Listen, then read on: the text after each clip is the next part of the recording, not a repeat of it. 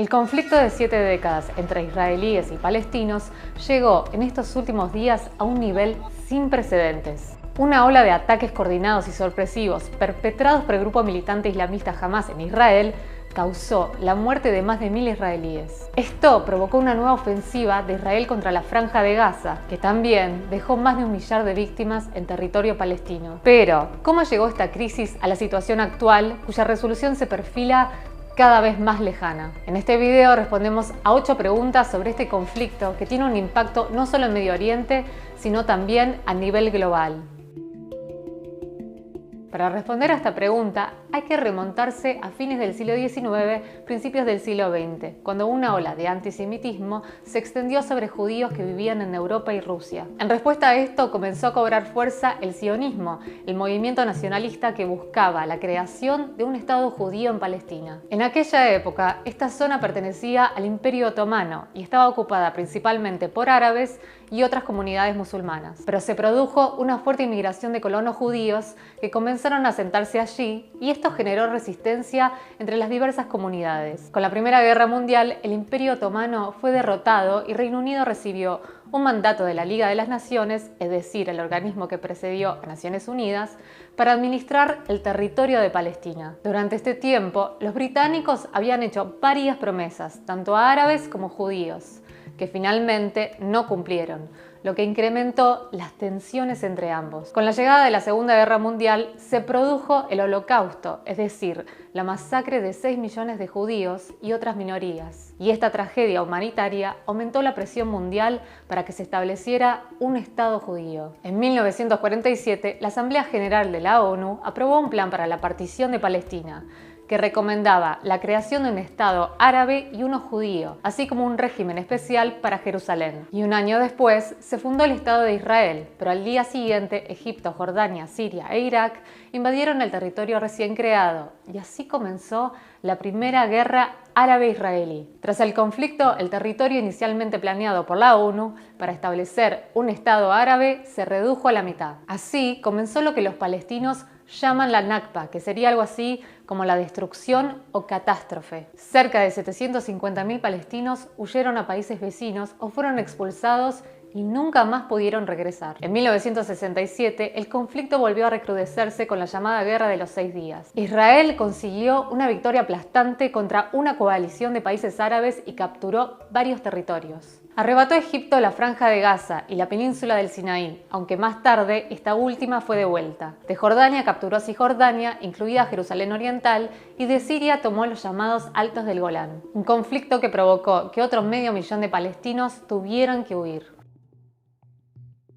Pero, ¿por qué Israel se creó allí? Según la tradición judía, la zona es la tierra prometida por Dios al primer patriarca Abraham y a sus descendientes. Esta región fue invadida en la antigüedad por asirios, babilonios, persas, macedonios y romanos. Roma fue el imperio que le puso el nombre de Palestina a la región y que en el año 70 después de Cristo expulsó a los judíos tras combatir a los movimientos nacionalistas que buscaban la independencia. Con el surgimiento del Islam en el siglo VII, Palestina fue ocupada por los árabes y después conquistada por los cruzados europeos. Pero en 1516 se estableció la dominación turca, que duraría hasta la Primera Guerra Mundial, cuando se impuso el control británico. En la ONU, el Comité Especial para la Región de Palestina declaró en 1947 que había argumentos basados en fuentes bíblicas e históricas para crear un Estado judío allí. El plan de partición para Palestina, aprobado por la ONU en noviembre de aquel año, que recomendaba la creación de un Estado árabe y otro judío,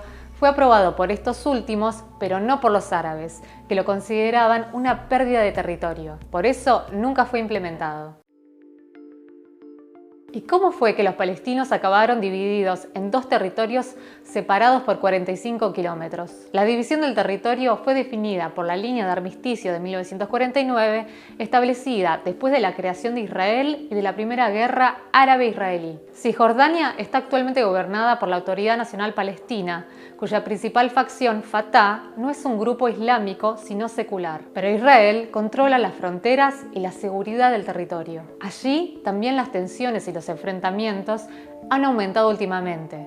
porque los asentamientos de los colonos israelíes han avanzado sobre territorios reclamados por los palestinos. Por su parte, la Franja de Gaza estuvo bajo ocupación israelí desde 1967 hasta 2005, cuando Israel retiró todas sus tropas de allí. Y al año siguiente, el grupo islamista Hamás, considerado terrorista por gran parte de la comunidad internacional, ganó las elecciones, lo que derivó en un enfrentamiento político y militar con Fatah. Esto terminó con Hamás controlando Gaza, mientras que Fatah, como mencionábamos antes, pasó a manejar Cisjordania. Desde entonces han estallado varios conflictos entre Hamás e Israel.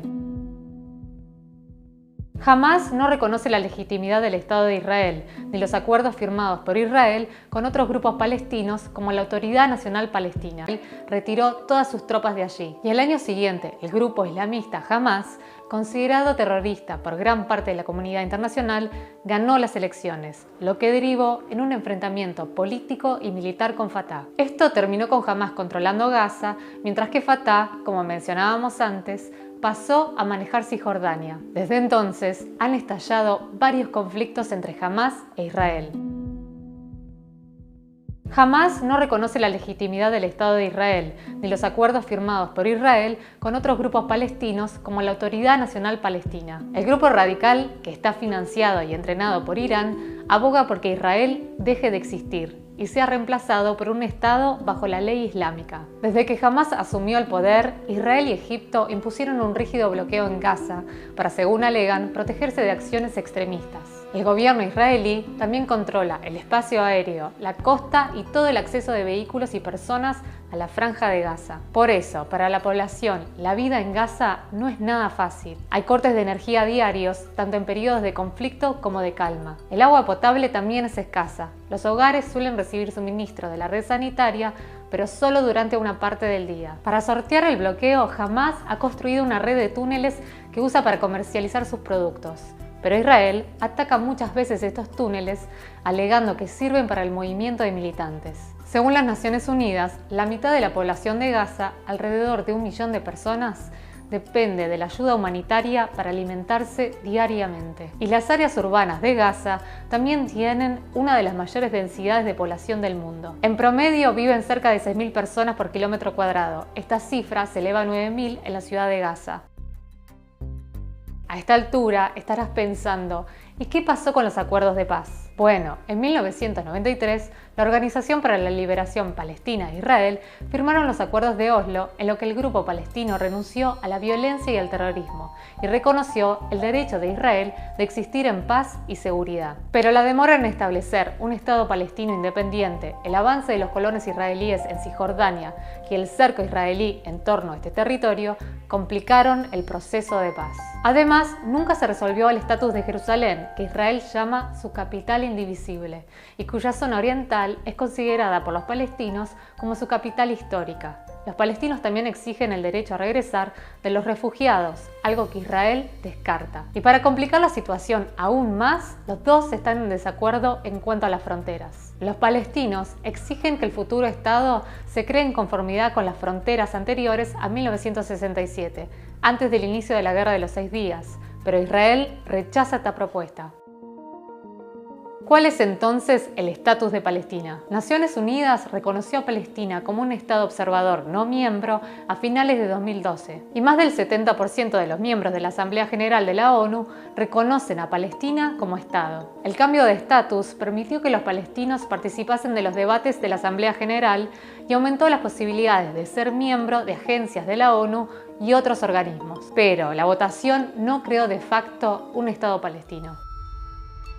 Como podemos ver, el conflicto palestino-israelí no es una cuestión polémica solo en Medio Oriente, sino que lo es también en el tablero geopolítico global. De un lado, Israel cuenta con un lobby significativo y poderoso en Estados Unidos, donde la opinión pública suele ser favorable a la postura israelí. Por ello, es prácticamente imposible que un presidente estadounidense retire su apoyo a Israel. Este país es uno de los mayores beneficiarios de la ayuda estadounidense y la mayor parte viene en forma de subsidios para comprar armas. Del otro lado, los palestinos no cuentan con el apoyo abierto de ninguna potencia. En la región, Egipto dejó de apoyar a Hamás en 2013, dejando a Siria, Irán y al grupo libanés Hezbollah como sus principales apoyos. Y es que la causa palestina tiene muchos simpatizantes en todo el mundo, pero este movimiento no se traduce en avances concretos.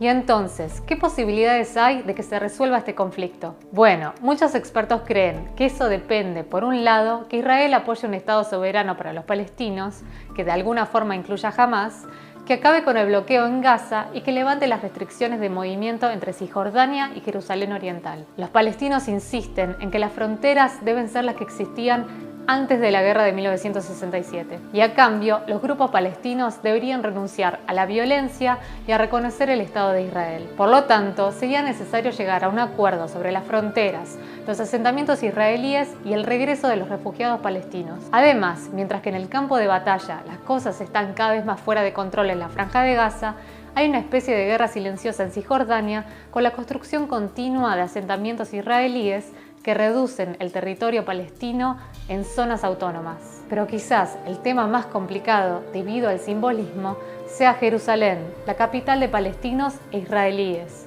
Nunca podrá llegarse a un acuerdo definitivo si no se resuelve este punto delicado. Hoy por hoy, con la escalada de violencia de los últimos días y el elevado número de muertos, la posibilidad de lograr la paz se ve aún bastante lejana. Si te interesa aprender más sobre el conflicto palestino